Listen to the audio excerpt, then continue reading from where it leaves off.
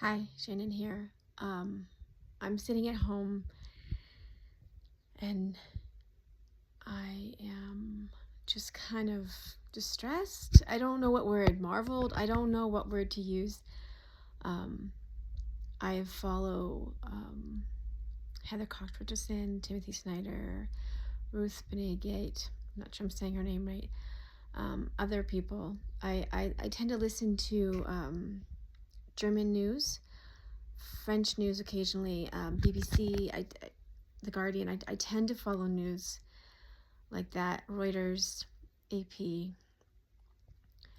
My background is I'm a teacher librarian, and I've been teaching people how to know good sources. I even teach PhDs how to do that at the colleges I've worked. And it's very frightening. And I think that most people that I know, the people back home, I'm from rural America, and the people there are completely oblivious. There are people in like social media feeds that I have that are more aware.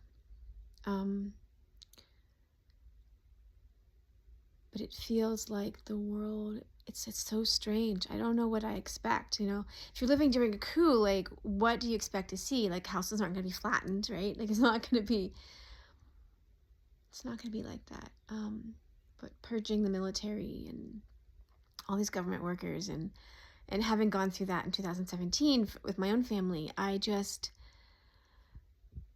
it turned our world upside down. It just,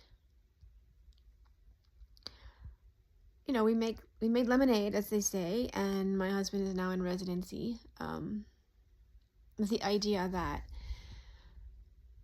as a biologist, he would have been competing with people with PhDs because he, quote unquote, only had a master's degree. And now, like, as a doctor, like, you'll always need doctors.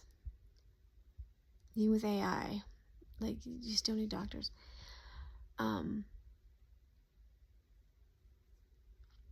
I don't even know. I don't know what to think. I don't know.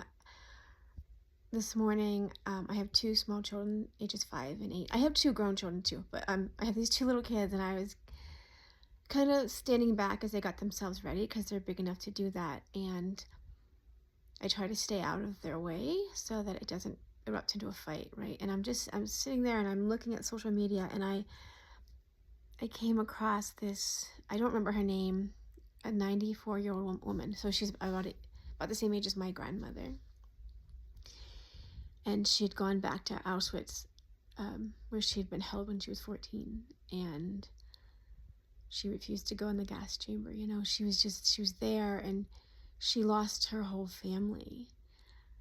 And people are just going about their lives now as if it's normal,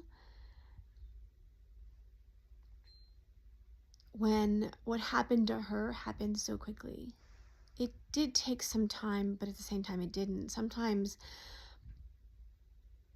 these authoritarians, these coups, it can take just a couple months. Our courts are fighting back, but I don't know if it'll be enough. And I want to say to the world, I guess, particularly to Ukraine, we don't agree with what our administration is doing. Most people in this country did not vote for Trump. Millions and millions of people voted for Harris, but millions more voted for a third candidate or didn't vote at all. Most people do not support Trump, and a lot of people that supported him this time did because it has been really crappy in the United States for a really long time. There's this idea that a lot of Americans hold this, that we're the best country in the world, when we don't have access to medical care. Like, you have to buy your medical care through your employer, and that might cost you $1,000 a month just to have access to it. And then there's these huge, might have a $7,000 amount you have to pay before it'll kick in, and you have huge copays. And, if I want to go see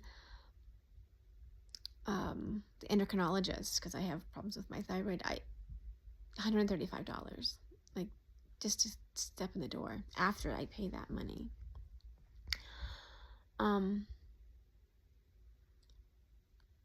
People, where I'm in rural America, I've lived in 3 rural areas, and I would hire people. We paid $12.50 an hour. We required a degree, but you could make 15 at the gas station there. Had low unemployment, but being employed is not the same as being employed in a way that is livable, right? So I made $9 an hour before that, working as a children's librarian in a small public library.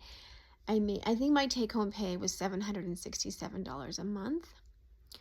I was so thankful to have the job, though, because there were so few jobs there, and everybody that worked there had another job. I also worked as a graduate assistant, and I was going to school full-time, working on my second master's degree. Like $9 an hour is what I made then. They pieced together these really terrible, like the people that worked for me when I was an administrator, I kept thinking, they were going home. It was icy 6 months out of the year where we lived. And they would drive home at night, at 8 or 9 at night, and it was icy out. They didn't have health insurance. Like, if you were in an accident, like, just think about that. That's just awful. And so that's what's happening in the United States. If you're from another country and you have some kind of notion that it's great here, maybe you've been here, but where did you visit? New York, LA? You didn't come to where I've lived, right? And who comes to Europe? Wealthy Americans, right? Most Americans don't. A lot of people I know don't leave the state they're from. They don't. You're not meeting them, is what I'm saying. Like, that's not who you're meeting. And so you have this idea of the loud, obnoxious American, and that's not. There are those, yeah, but that's not most Americans. We've been hurting for a long time because, the jobs were just gone. I grew up in rural Pennsylvania, and when I was a little kid, I was just a few years old when the factory where my parents and grandparents, everybody worked at, it closed down. It went to North Carolina, and so my grandmother followed my step-grandfather there. And they said it was because of those dang unions in Pennsylvania. And but it wasn't. It was the greed of the corporation, right? Because then it was sent to Mexico. And now where's it at? China? It's somewhere else. I don't know. I mean, we blame the wrong people. But there's not jobs. You can't support a family here. Between my husband and I, we have 4 graduate degrees. It's $1,000 or more a month to buy food, and that's about what our mortgage is. I think his take home, what is his take home pay? $3,200 a month. And so he loses at least a third to taxes and health insurance and such.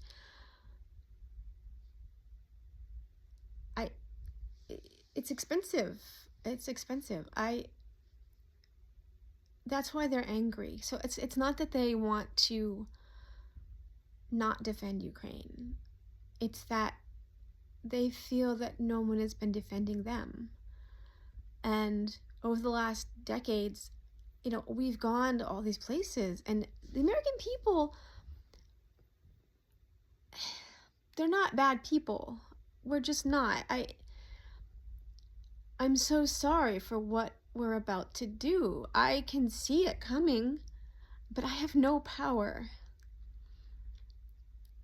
So I was watching this lady visit Auschwitz on this little, I'm watching on my phone. My kids are getting ready, and I had this idea, it just popped into my head. I'm writing 2 different novels. One is gut-wrenching generational trauma, and one is kind of fun to write. It's all imagination. And I can see a whole chapter. And it's actually more than one chapter. this whole section of what happens to her after watching that woman. I can see it, you know. And then I was bringing the garbage back from the curb, and a whole other one popped into my head, and I was like, oh yeah, and that's gonna happen to the character. And that's all I can do. I can't, I call my senators and say, don't do this thing or don't do that thing. Fight Elon Musk. Don't vote for the Save Act. I do that. I do. I email, I join, we have coffee downtown with people trying to organize. I don't know what to do. I don't have the power to stop it. I can fight it as best I can, but the best I can think to do is to write this story so that I can explain to people, I can show, not tell people why they don't want what's coming. And I see these fascist states erupting around the world. It was 100 years ago, right, that this happened before. We're going to do it again, I guess. When I was a little girl growing up on a farm, I don't remember who said this, but I remember growing up with the idea that the revolution was coming.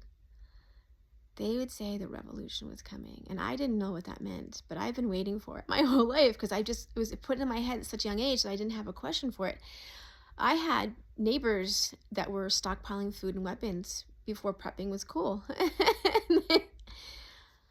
They're ready. They have their guns. And they have their guns because there's no one coming to protect them, right? When I lived there on that farm, it was 45 minutes to the police barracks.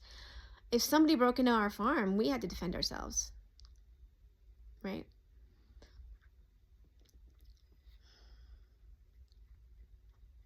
They have a lot of guns. But the problem is the people with the guns aren't the ones that are going to defend our democracy.